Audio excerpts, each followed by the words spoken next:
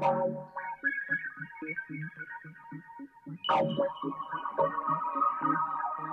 name is Kari Steinbach, and I will be directing Good People by Lindsay-Abaire. I'm really excited to direct Good People at Lyric Arts. I think this play is one of those plays that is going to really stand the test of time, kind of in the same way that Death of a Salesman has done that, you know, telling the story of the American dream or an attempt to achieve that American dream. It's just got this depth of story and character and heart that is just so dense and such a great project to work on.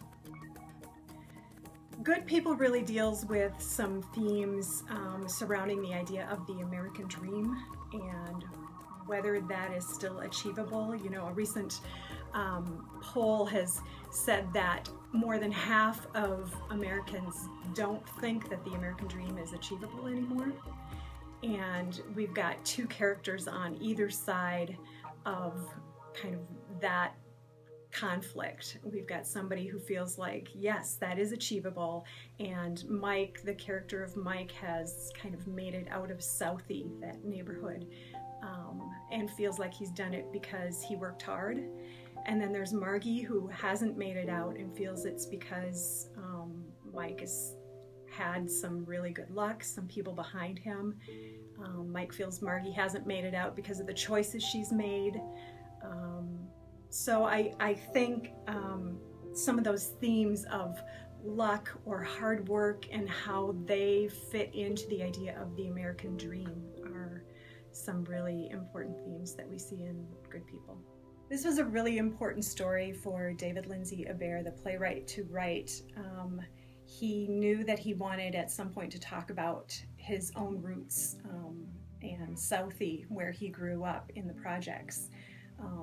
To some extent, he lived the story that Mike has lived. He was lucky in that there were people that were behind him and provided him with a scholarship to this private school, so he would go out of Southie every day and go off, and he was educated with these very privileged kids and then would come home to Southie and be around the neighborhood kids.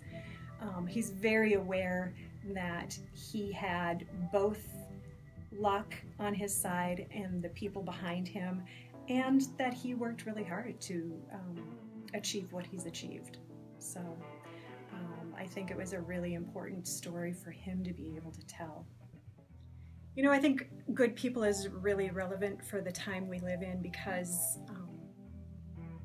the situation of the gaps between the rich and the poor is something that is, you know, it's a very timely topic for right now, and people are talking all the time about how that gap is getting bigger,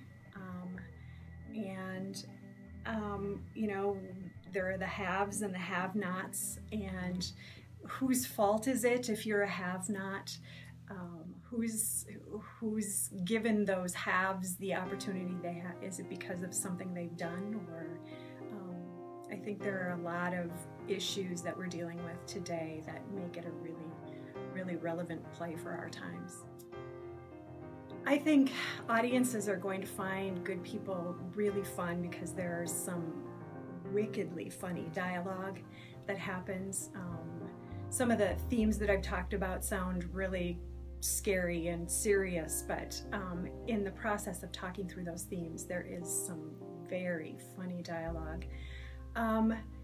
What they're going to find challenging, I think, is the idea of good people. You know, when we say, oh, he's good people or she's good people, you know, we see these characters that have so much depth that nobody is completely noble and nobody is completely a villain. Margie, who is supposedly our heroine, is, you know, she's a little bit prickly, and she's not always easy to like, even though she's the one that maybe we're supposed to be rooting for in this story. And the same thing with Mike. He's seems like a good guy. Margie says he's good people, but we're not always sure that's the case. I think this is a really important show for Lyric Arts to produce because it forces us to ask really hard questions and look at some of the things that we don't always like to see about ourselves. It allows Lyric Arts to explore some of those new areas that kind of take some strides forward in asking the hard questions and grappling with the answers to those questions.